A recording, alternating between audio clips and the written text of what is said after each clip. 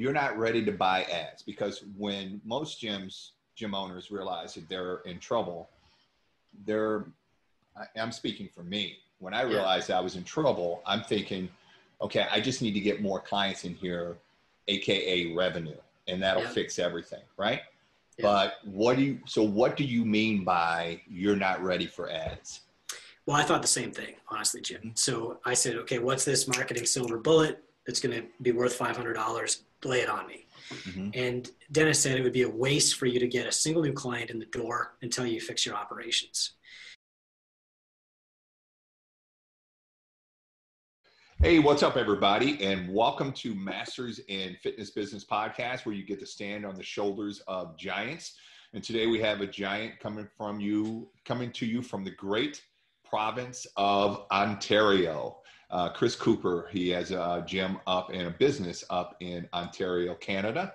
It's called Two Brain Business, as you can see from his logo. And he's an interesting guy because he's been through it all, man. I mean, he started out in the gym business and was a failing gym owner. He realized that he might have been a good trainer, but he was a crappy business owner. So he did what all of us do. You know, he went to school and he found mentors and educated himself and helped turn his business around. And then he was so successful with that he started a company, Two Brain Business, to help other gym owners do the exact same thing. And the thing I like about him is that he's very stats, numbers driven. And so he puts out a state of the industry report, which I looked over. It's very extensive, very long. Perhaps if he's kind enough, we can provide a link for that in the show notes to this podcast, but it's definitely interesting. So Chris, welcome to the show. Thanks for coming on, man. Thanks for that amazing intro, Jim. As I tell most guests, I hope you can live up to the intro, but I'm sure that you can. Yeah, that's it. Mm-hmm. Where do you want to start? So let's start with, because like I said, I started this podcast because a lot of trainers want to jump into the business arena. And they realize that training and running a business are two entirely different skill sets. Most don't know until you get into it. But once you're into it, you realize that, hey, you may be a great trainer, but you're a shitty business owner. So let's talk about that. Let's talk about your story of when you realize, hey, I'm a good trainer, but I'm not so good about running business, and how you went about turning your business around. Yeah, I mean, you could have just told my life story right there, honestly, Jim. I was a passionate trainer from high school because finding the weights turned my life around. You know, I was just kind of a nerd. I was bad at sports, couldn't look anybody in the eye, couldn't talk to girls, you know, would never confront anybody if they gave me a hard time. And, you know, within 6 months of starting to lift weights, things became radically different. So much so that even I could tell there was a difference. And I kind of wanted to share that with everybody. And so, you know, in university, I changed my major to exercise science, studied that for 4 years. And by 1998, I was working in Illinois, and I was working with kids primarily who wanted to be hockey players.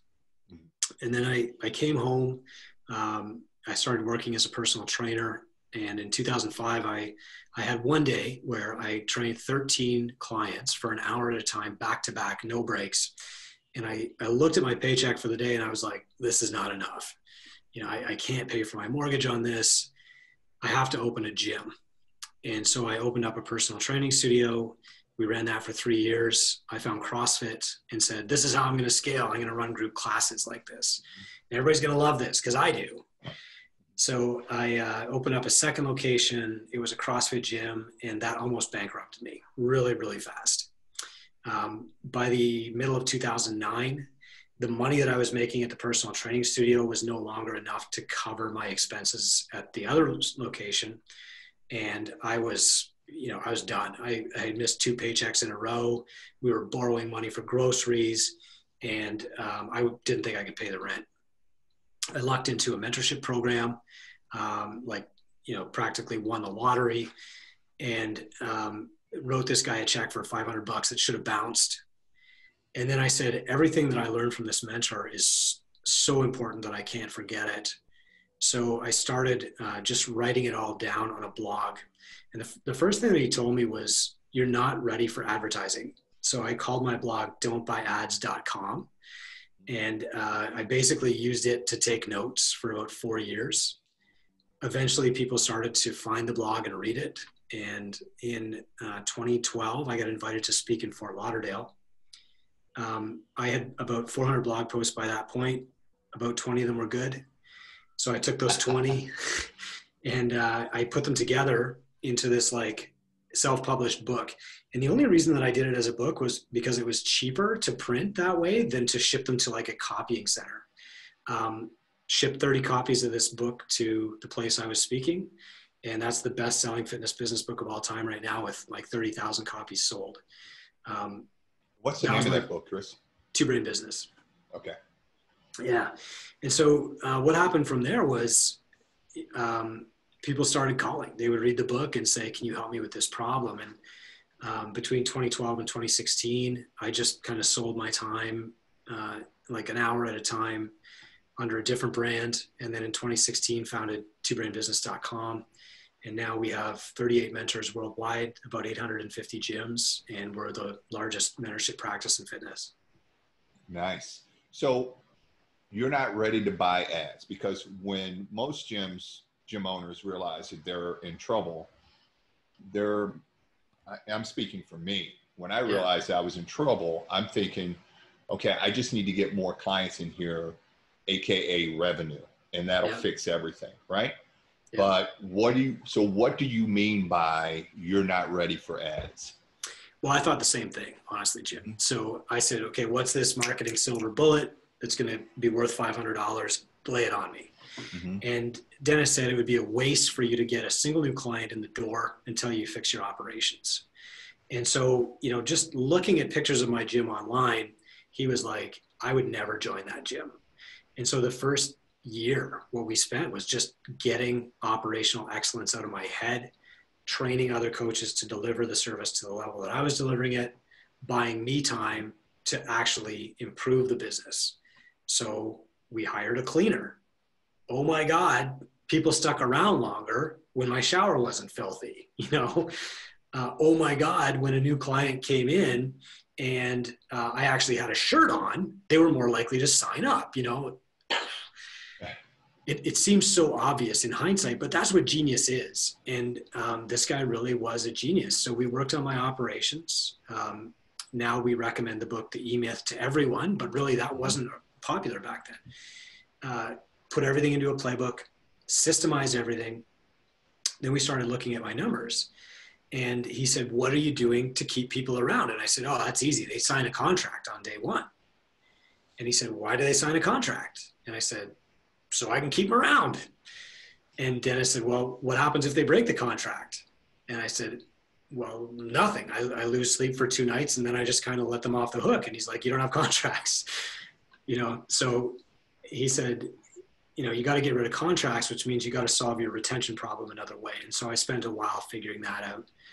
And then by that time, we were really keeping people around for a while. This was probably 2013 by that point. The gym was making really good money. Both gyms were profitable. And we started scaling up. And I started getting better at sales. And then we started understanding that I had been marketing the whole time because I was publishing content from day one, both from my gym and on don'tbuyads.com. And I had a really high affinity with my audience. So everybody in our city, if you didn't train at Catalyst, you knew somebody who had. We were 1 degree of separation away from everybody. And there came this point in 2017, 2018, when Facebook ads got really sexy. And I said, do we need to do this? And my general manager at the time was like, no, I can't take more people. So we just didn't do it. Now there is a time and a place for that, for sure. You can scale. It took me 12 years to fix my business. You could do it in 2 or 3.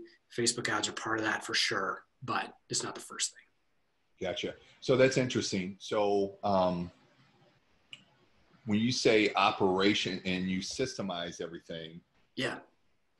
But so how did you go from borrowing money for groceries, hoping the check didn't bounce for the mentor, to making those gyms profitable with no advertising. So Yeah. what on the back of the house side did you change? So I was doing a lot of stuff wrong, Jim. So first off, I was undercharging. That was a really big one. And it was because I didn't understand what I was actually selling. And so when we started breaking down my process, one of the things that we did was say, like, what value are you actually providing to people? And I was trying to sell coaching, but I was trying to sell group coaching. So I was charging like very little for it. And so that's one of the things that we fixed. We said, well, you should be charging at least triple what you currently are. And I would go, oh my God, how do I do that? And what Dennis taught me was you start with the price that you want to make. And you say, what can I sell that's worth that price? And you work backward from there. And so that's one of the things that I did was I generally worked up to that. I was also selling punch cards. I got rid of those and put everybody on recurring memberships. I got rid of my lowest tier service, which was just like open gym. For $40 a month, you could come into my gym and just like work out with all my awesome stuff, right? But that attracted my powerlifting friends, who are the worst clients on the planet. They're stinky, they're loud, and they sit there for 3 hours. And they drive away paying customers. Oh yeah, exactly. Yeah. And so then I started focusing on my best clients. And back then, Dennis led me through this process that helped. Since then, now I send a copy of the pumpkin plan to everybody who signs up for our program because it's so powerful. And so as I started like working with these higher value clients, I got rid of the lower value clients, which attracted, as you said, the higher value clients. And so I was getting new clients through referrals. These clients had a higher, like they were paying me more per month because they would come and do personal training or nutrition or whatever. And so we started snowballing up that way. It was just organic referral, higher price, drop the lowest value use of my time. And then he'd have me like hire a cleaner. Okay. So he'd say, you got to hire a cleaner. And I'd say, Dennis, I'm barely paying myself enough now to pay my rent and groceries. Like I'm not taking my wife out for dinner. Why am I paying a cleaner? And he's like, so you can take your wife out for dinner. So we'd hire a cleaner and he'd say, okay, now while that cleaner's in your gym, she's making $20 an hour. You need to sit at your desk and do work that's going to generate at least $50 an hour. Okay, so what does that work? Well, it's a referral system, whatever. And so that's how we kind of leveled up. Got it. It makes sense. And so you did all of that with no additional advertising? No. Okay. I mean, Okay. we published on our website a lot, and we would, we'd build affinity because nobody else was publishing articles about fitness in Sault Ste. Marie at the time. Yeah. Sometimes we'd win, a newspaper would reprint something, but that was really rare.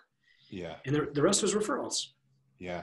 That's amazing because if you get on social media, you see everybody, I call it, they take a weekend course in ClickFunnels, and then all of a sudden they're the greatest marketing, guru that has ever existed. And they can get you 500 leads in 2 days. Yeah. But to your point, it doesn't matter how many leads that you get if you don't know what to do with them. If you don't know how to take care of them, nurture them, and convert them and keep them, like you said, retention, because I think that's one of the most ignored things because, Rick Mayo, one of my mentors, talks about it all the time. It's like, you have to have a net increase every month. So like say you get 8 new clients, but you lose 10, you're down 2 clients for the month. You're losing revenue, right? So if you have a retention problem, you have to fix that first. Yeah. That's right. And, I went through the same downward spiral that a lot of gyms go through now with Facebook ads, which is you bring these clients in, they don't know anything about you. They don't like your space. You beat the shit out of them on day one. They say, I can't do this. They leave and they don't come back. And for the rest of their lives, they say, I tried working out at Catalyst and it's not for me. Mm-hmm. Where if you take the other approach of doing it by referral, building up affinity and authority in your market over the long term, they're more likely to come back and they're more likely to just gradually be drawn to you over time. One of the things that really sparked this epiphany in me was I had this client in 2005, and he was doing we had an indoor cycling class. You wouldn't even call it spin. People would carry their bicycles up the stairs and put them on trainers, and we'd ride our bikes together. And when that cycling class ended, he left. And then 7 years later, I was wrapping up a class at my gym, which was doing better. It was 2012, I walk outside, and there's this guy, the same guy, looking in the window. And I remember his name because it's kind of a unique name. And he's like, wow, I can't believe you remembered me, but I read your stuff every single day. I just haven't come back. And it sounds like, okay, 7 years is a long time to nurture somebody, but I'm doing that with 70,000 people in my city, and so it doesn't matter if they're all here at once. It doesn't matter if they leave for 2 years and then come back. There's always enough.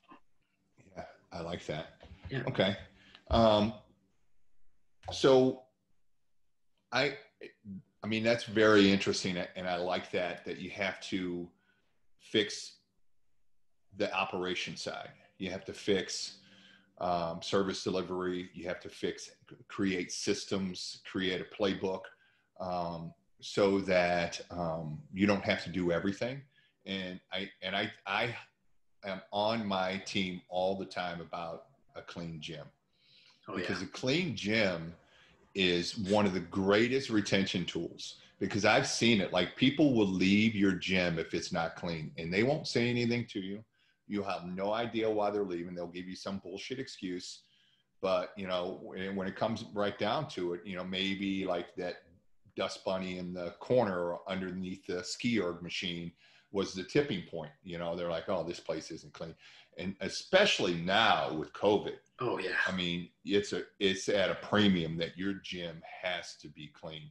Another thing I want to clarify for the listeners is that Chris's gym is named Catalyst, and my gym is named Catalyst. So yes. just in case you're confused, he's talking about his gym, not mine. All right. So now that you've started this two brain business, the mentor, and you have all of these mentorees, I'm not even sure if that's the right way to say that, but I'm going to go with it. Let's do it. Yeah. You have a unique perspective, because you got to see how many mentorees do you have? How many clients do you guys have? About 850 gyms worldwide. 850 gyms worldwide. And you got to see how they handled the shutdown, the initial shutdown, and any subsequent shutdown since then, because you guys are getting ready to go on another 28-day shutdown up in Ontario.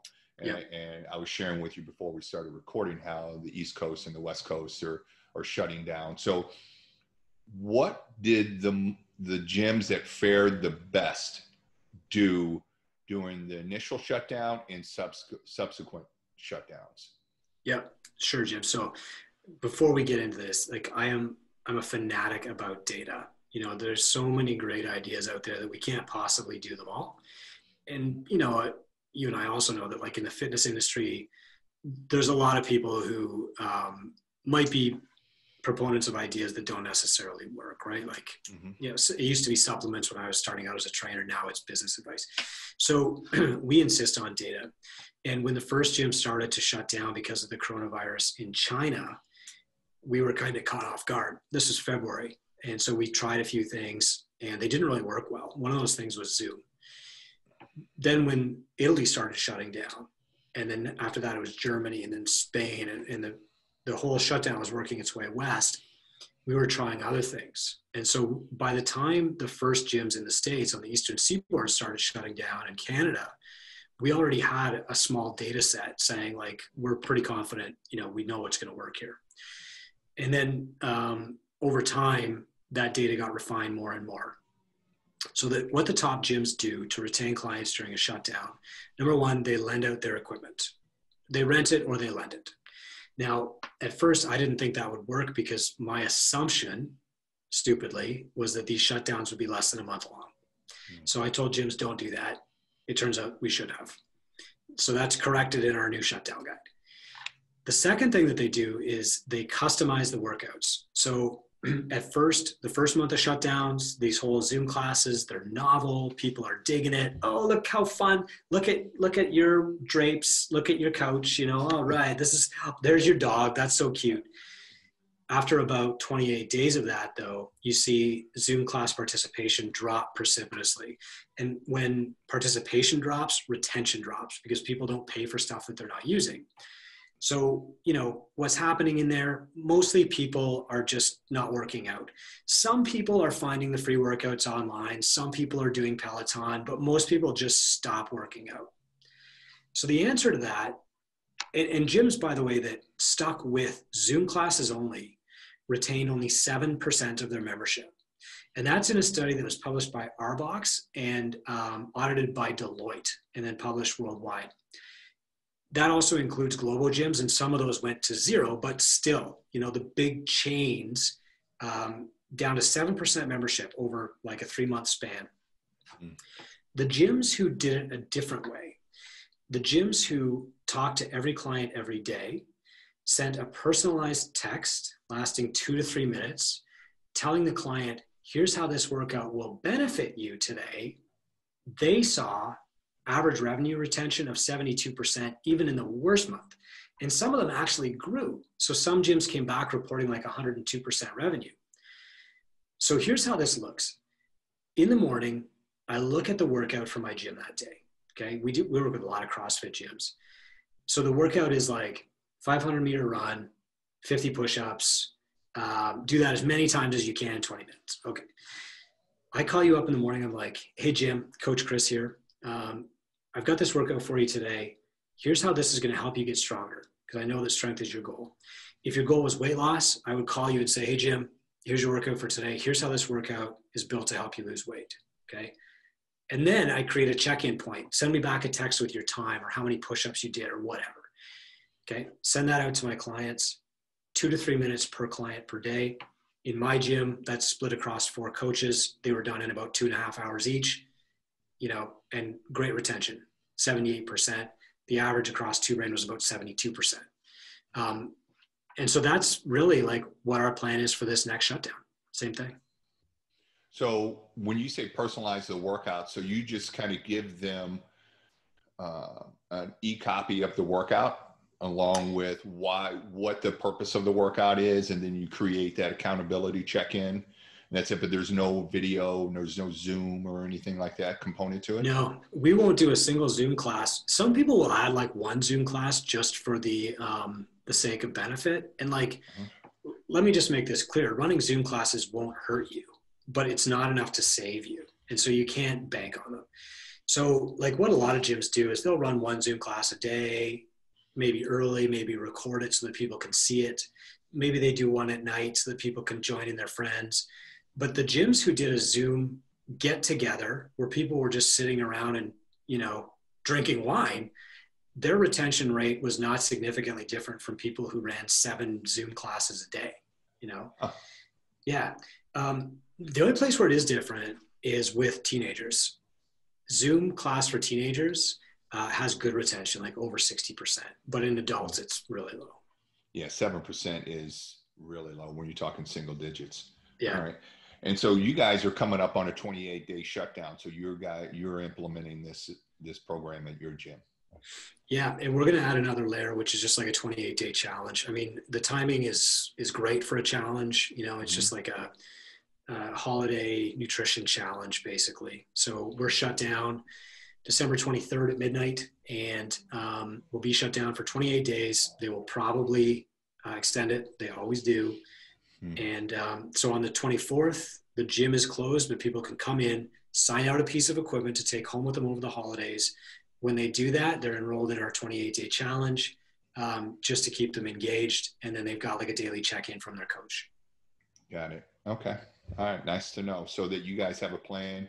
And then from that, you know that you will probably retain 70% of your clients and revenue.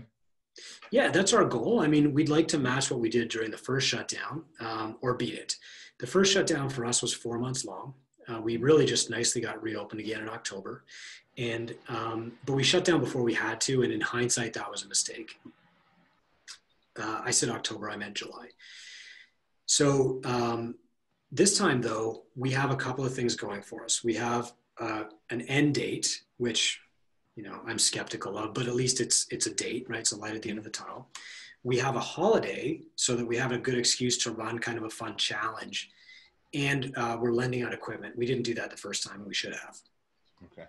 All right. Yeah. Good to know. All right. Well, then let's jump into the stats. Right. Because I was looking over the state of the industry report that you sent me, which is quite extensive. It's pretty robust. I see you drinking your Timmy's. You definitely are up north. It's just water now, but yeah. Yeah. But because I'm in St. Louis, and they tried to open a couple of Timmy's here, and it just didn't go. No. Starbucks and Dunkin' knocked them out. But anyway, so let's talk about the state of the industry. So there's a lot in that. So I don't really want to get into how you got into it. I just want to get into the numbers, because there's some really interesting numbers that jumped out to me. Number one, CrossFit. Yep. CrossFit percentage wise tends to be the most profitable, have the highest percentage of profitable gyms versus any other segment. So what is happening in CrossFit that is allowing that to happen versus like yoga or personal training or strength and conditioning? Yeah. So first, I want to say that CrossFit is probably overrepresented in our data set. There's 6,000 gyms in there, but a lot of our partners work with CrossFit gyms, and so do we. So you're going to see a big proportion of CrossFit gyms in there. And you're also going to see a very wide range of CrossFit gyms. There are CrossFit gyms who are losing money and going out of business. There always have been. And then there are also CrossFit gyms who are killing it, and it really has less to do with the brand and more to do with the business structure and the ownership. So the first thing in this report is that like CrossFit gym is the cheapest to open. It costs, I think it's at about 21,000 mean, 25,000 median to open a CrossFit gym. But also if you look at like how much the owner profits, CrossFit is a little bit higher than like strength conditioning gyms or like what I would call mixed modal gyms, which would be like boot camp plus something boxing, Mm-hmm. And some of that is brand for sure. And some of that is just clarity. You know what you're going to get when you go to a CrossFit gym. When you go to a boot camp, you have a certain price expectation. That might be different when you go to a CrossFit gym. It might not be, it depends.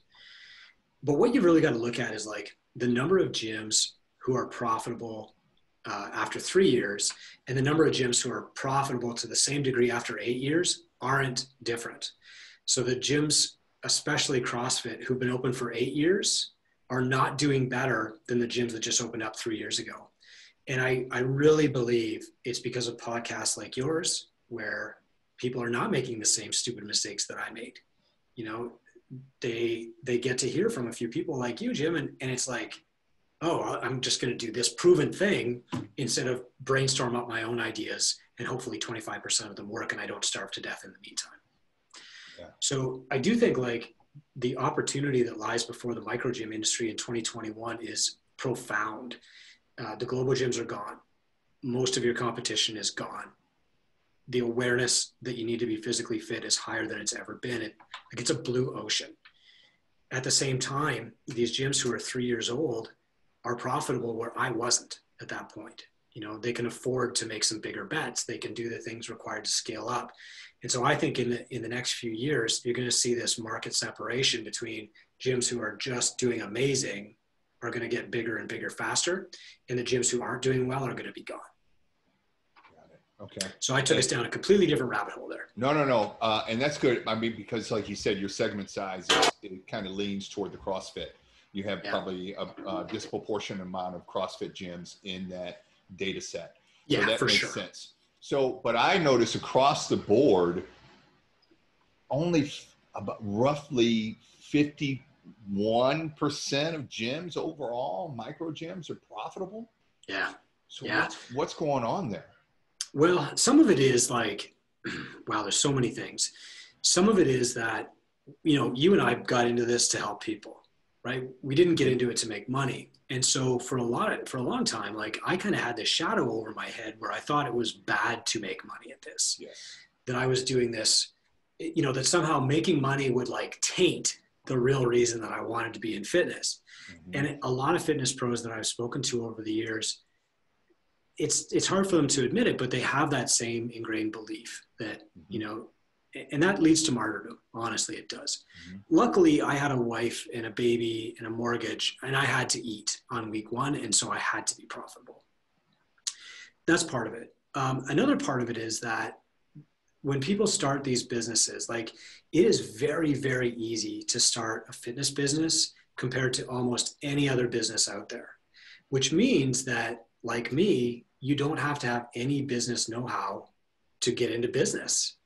And so that means you start off with these structures that will not make you profitable. You're overpaying your staff, you're underpaying yourself, you're overpaying for space, you're overbuying equipment, whatever. Mm-hmm. You're buying 10 grand in supplement inventory and not selling any of it, whatever.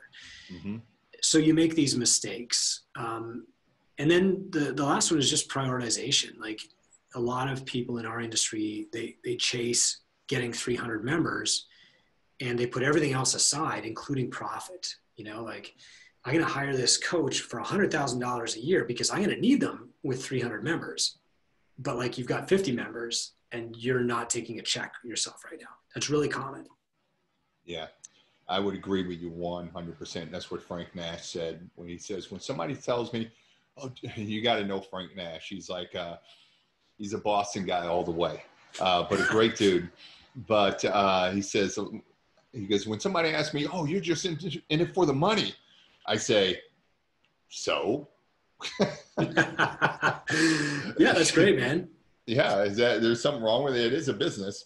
All right. And then the other thing that there's so many things that I noticed in that State of the Industry report. It's really good. I highly recommend people check that out. If you're listening to this episode, definitely check that out. Will you be able to provide a link for that, Chris? Yeah, for sure I will. Yeah. And then we'll put it in the show notes. No problem, Jim. Yeah. But the other really interesting thing is that the owners who spend the least amount of time training are the most profitable. So what's going on there? Well, I think you and I were both caught in this trap at some point, right? It's like nobody can coach as well as I can. Mm-hmm. And, the more I coach, the more successful I'm going to be. And if I have a master's degree, I'm going to earn more money somehow. But the truth is that like the most precious resource that you have is your time. And if you're spending all that time delivering your service, there's just not enough time left to grow your business. And, what I thought was the case was like, if you're a good coach, you're going to have a good coaching business, but it's a completely different skill set. You and I have said this to each other a few times now. Mm-hmm. And so, working as a coach is different from working on the business. And one of the first things that I did with my first mentor ever was systemize the delivery of my service to buy me time to work on the business instead of in the business. And these gym owners who are most profitable, that's what they're doing. So they might coach a class or two. They might take a certain personal training client that they love. They might do a nutrition appointment once a day, but that time is dwarfed by the amount of time that they are spending growing their business, which is retention, sales, and marketing. Yeah, I agree. And I think that's so important because if you have a system or like you said, a playbook, and then you train your trainer, this is because most people, when I started out, I said, well, I don't have a system. And then Rick Mayo says, yeah, you do. You just haven't written it down. That's right. And I go, what are you talking about? He said, well, when you train a client, do you have a checklist that you go over certain things that you want to say or cues or road, what do you call it? Road maps, not road maps, road markers, mile markers that, that you want to hit. And I said, yeah. He goes, that's a system. He goes, write it down.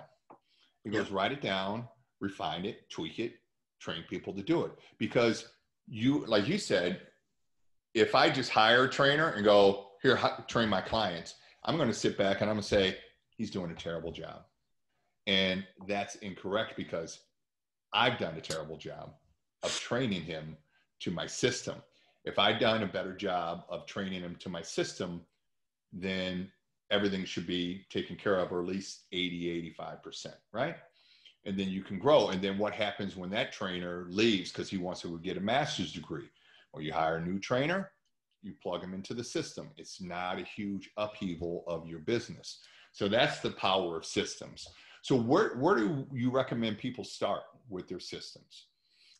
Well, before I say that, Jim, like the advice that you just gave would have been worth $160,000 to me in 2010, because that's how much I spent on staff, just churn without having the systems to tell them, here's what to do. So I wasn't giving them the opportunity to be successful because I wasn't telling them what success was. So where you start with systems is, we recommend The E-Myth by Michael Gerber. Just a fantastic book for getting the stuff out of your head. Yeah, but the exercise that I did, I couldn't even afford a cell phone back then. So I had like one of those spiral notepads. And Dennis, the mentor, was like, okay, park your truck, put it in park. Everything that you do from this point, you write down. So where do you park your truck at the gym? Well, I park it as far away from the door as I can so my clients can have the best spot. Write that down. If you don't write it down, your trainers aren't going to do that and you're going to get mad. Then what? Well, I go in my gym, I unlock the door, I turn on the lights. Write that down. So it sounds really like, oh, what a grind this is going to be. And when I did it, it ruined a weekend for me. But it gets easier as you go. Mm-hmm. And, in most cases, like most mentoring agencies will provide a template like we do. And I'm sure, yours mm-hmm. does. So you have a template to start from now. You don't have to start from scratch. But the thing is, like, if you think about how much time you spend being angry at your staff, if you could eliminate all that time and spend that time focusing on growth or implementation or whatever, retention, like that's your first investment, mm-hmm. So like, okay, I'd have two personal trainers going at one time in my gym, and like one guy, he's not giving the client a good warm up, and the other guy, he's running over his hours. So he's got a client waiting, and I'd be pissed, so distracted. And I'd be working with my client. I'd be watching these other two, and I would think it was their fault. Mm-hmm. Like, isn't this common sense? And then I finally learned, like, there's no such thing. Mm-hmm. And when I finally told them, do it like this, they did it right. Surprise. Mm-hmm. Yeah. I mean, it's what you train them to. Yeah. Somebody told me, and when I first heard it, it kind of pissed me off, but only because it was true. If there's anything wrong in your business, it's your fault. Yeah. Yeah. 100. So what are some other stats that you thought were interesting, or you think the listeners might find interesting in that State of the Industry report? Yeah. So one is retention. I mean, retention's going down. That's scary to me, because what it probably means is that more and more people are getting caught in the marketing cycle without keeping clients around. So 2 years ago, average retention in a micro gym was around 14 months, which is okay. I mean, average retention of a personal training client is going to be like 3 years, but in a group setting, 14 months isn't bad. Now it's like 8 months. And I think a lot of that is churn. People come in, they do a 6-week challenge, or they come in and they sign up for your on-ramp package, or they come in and they're coming in from an ad. They don't like it and they're leaving. And if you have to stay on that flywheel forever, you're going to run out of clients before you actually become profitable, because you're just going to keep churning through them. And, your gym has 1 degree of separation with everybody in town. So if somebody comes in, somebody came into my gym 2010, I did a really crappy job. Oh, I tried CrossFit. It's not for me. They're going to tell their 10 friends, and you're going to lose those people forever. Gotcha. And so if you're churning through people, you're keeping people for 6 months, you're not saving their life, and you are turning away probably 10 other people. Interesting. So what are some of the fixes for that? Yeah, so systems, like we said, number one, operational excellence. Second is staff evaluations. You want your staff performing at a very high level. The third is, like, you need to have a solid onboarding experience. So you have to take people from where they are and get them to a place where they can actually do well in your program. So that's like an on-ramp process. For me, it lasts about 2 weeks. For some gyms, it lasts 3.5 months. You know, it's up to you. The next thing is frequent check-ins. So when you're selling group classes, it's really easy to just like sign people in, work them out, sign people in, work them out. And then you don't know where they went. You need to have a one-on-one relationship with every client, even if they're just doing group. So you meet with them every 3-4 months, you review their progress, and you make a new prescription. And we call that the prescriptive model. And it leads to much better retention. The last thing is, like, when you get above about 100 clients, that's when you start to need some help with relationships, you know, because you're still getting invited to their weddings and birthday parties, but you can't go to all of them. And eventually what's going to happen is one of them is going to text you on Facebook and you're going to be like, who are you again? You know, especially if you're me, I'm bad at that. So that's where you need some help. And we call it a client success manager. You know, this is a person who works like 4 hours a week in your gym, and they send out the birthday cards, and they send you a text if we haven't seen you this week, and they call you if we haven't seen you in 2 weeks, and they, you know what I mean? Like, and that's really their job, because at that point, the client relationship can't be with you anymore. It has to be with your brand, and you need a brand representative to do that. Nice. I like that. All right. And that makes total sense. As you grow, you have to be able to continue to scale. So anything else in that report that you want to share with listeners?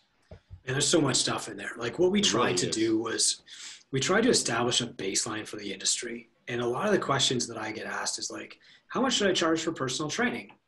And the answer is, well, I don't know. Like, here's what I charge. And now we can say the average across the industry is $72 an hour. What we can also say, though, is like, these trainers at Golds who have a weekend course are charging 50% more than you are. Why? You know, and so we can do a little bit of anchoring there. There's also some really interesting numbers there about like what gyms are charging per average, you know, on average per month for group classes, but also how they break their revenue down. So like, where are gyms making money and where are they not? Well, 63% of gyms out of these 6,000 have a nutrition program, but that nutrition program accounts for less than 3% of their gross revenue. So while they have a nutrition program, they're not actually selling it. They're just being distracted by it, you know? So the report is just like 84 pages of this stuff, as you saw, Jim. And it's not for me to say, this is the way, this isn't the Mandalorian. It's for me to say, this is the data. And for you to say, here are my opportunities. Yes, I like that.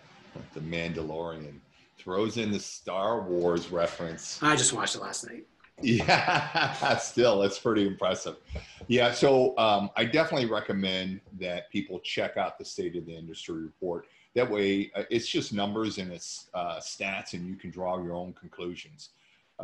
It's not anybody trying to force feed anything down your throat, trying to make you drink the Kool-Aid. It's just water, sugar, and some Kool-Aid mix, and you can do with it as you like. If that turns into Kool-Aid, then you can drink it. That's right, exactly. So, Chris, this has been awesome. I mean, there's so much more that you know, I wanted to get to, but I want to respect your time. But I would like to reserve the right to have you back on. Well, thanks a lot, man. Yeah. I'd love to come back and chat a little bit more. Yeah, and we can dive into that report a little bit more. So, but I always end with 3 questions that I ask all my all of my guests. And it's my favorite part of the show because it's where we get some of the best answers. So my first question to all guests, and they're not gotcha questions. So my first, exactly, speed round, Final Jeopardy. Alex Trebek, may you rest in peace. But what has been your most successful failure? And by that, I mean, at the time, you thought it was a devastating loss you weren't going to be able to recover from, but you were able to take life lessons from it that propelled you to greater success down the road. COVID is exempt from all these questions, by the way. No one saw that coming. Okay. Yeah, I've got one. So I had a client, and she had clinical depression, and probably a very lovely person. And I, at the time, took every client because I needed the money. And she would come in twice a week for half an hour, or that's what she was paying for. Unfortunately, she would usually start the session by crying in her car for the first 10 minutes. And then she would come in and she'd have to pour her heart out to me, and I would listen. And then she would say, okay, let's start working out. And so she would eat up like a whole hour of my time. She was exhausting. And I did care about her, but I was starting to realize that I really couldn't help her. Nonetheless, I kept her as a client for about another year because I thought I needed the money. But you know what happens with those clients? It's like, she's in it Tuesday at 11.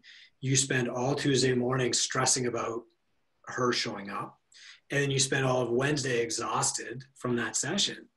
I should have said, this isn't right for you, a year before I did.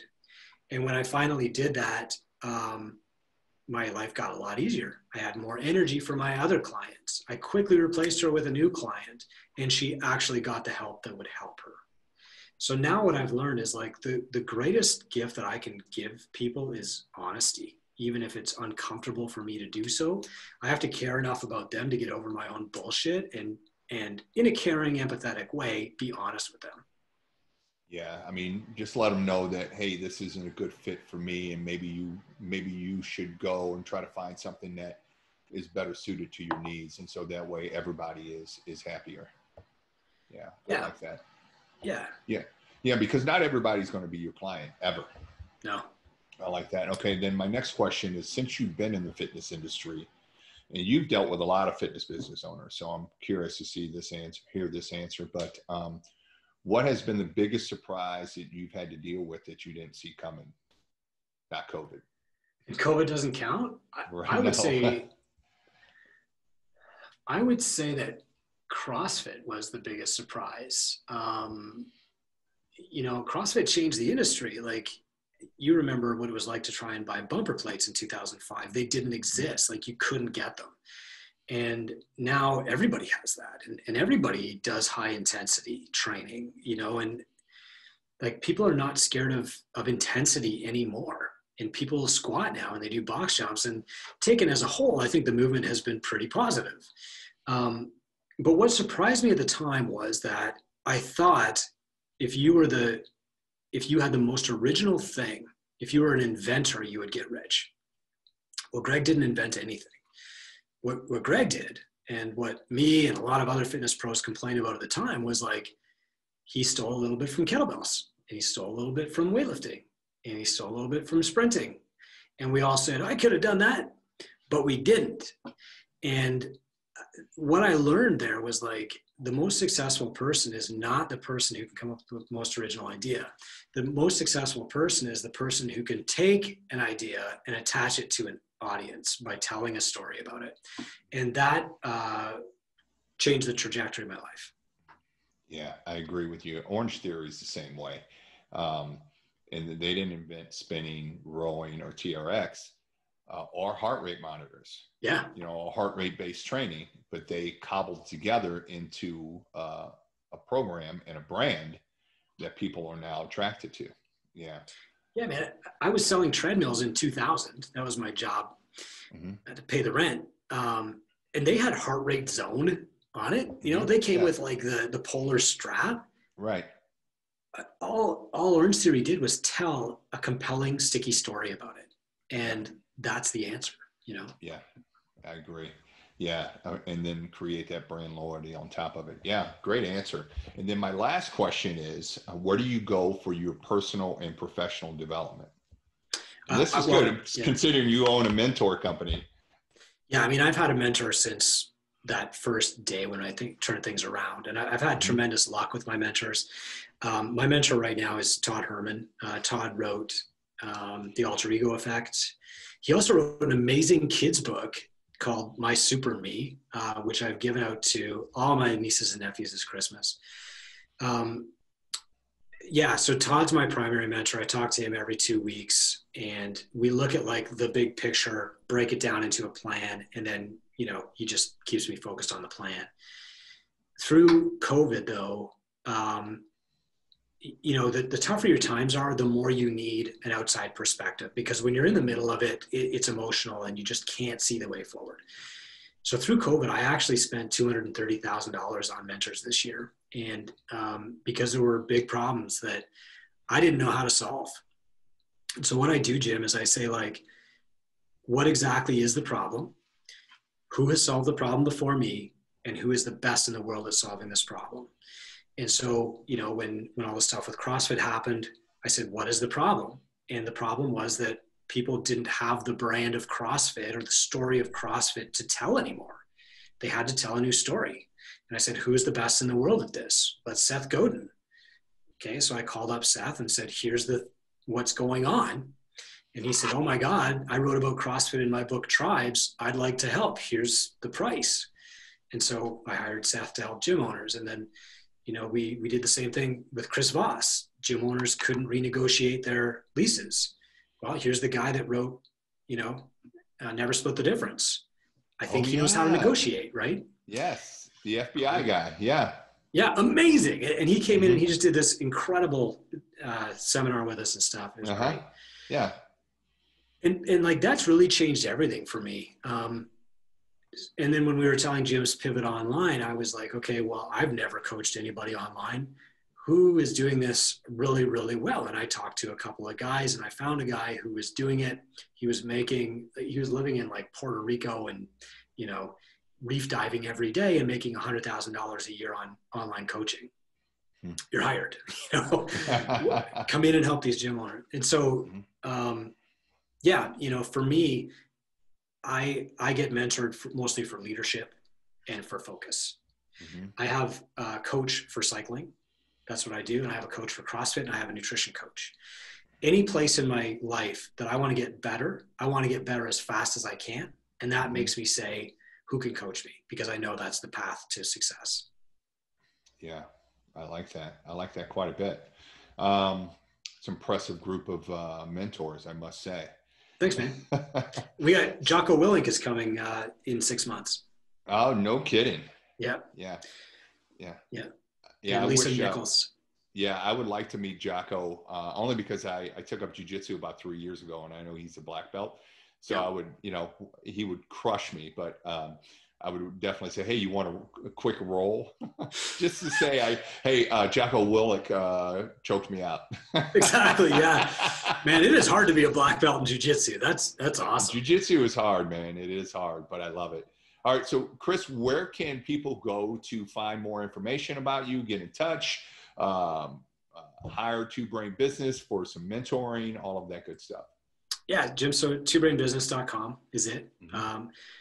So the way that we work is we give out a lot of free stuff. We want people to use it, to make money using it, and then use that money to pay for mentorship if they want to. And that's, you know, so if you go to free tools on the page, you'll find stuff for marketing, hiring, all kinds of stuff. You know, use it, follow the instructions, make money, and then hire a mentor, and maybe that's us. Got it. Okay, perfect. And then the link for the State of the Industry report. I'll ship it over to you. Show notes, yeah. Send it to me and I'll put it in the show notes so they can check that out. I highly recommend that. So Chris, this has been great, man. I really appreciate you taking the time. Thanks, Jim. Thank you. This has been a lot of fun. Yeah, and I know you're going to have some free time on your hands for the next 28 days, so I may reach out to you again.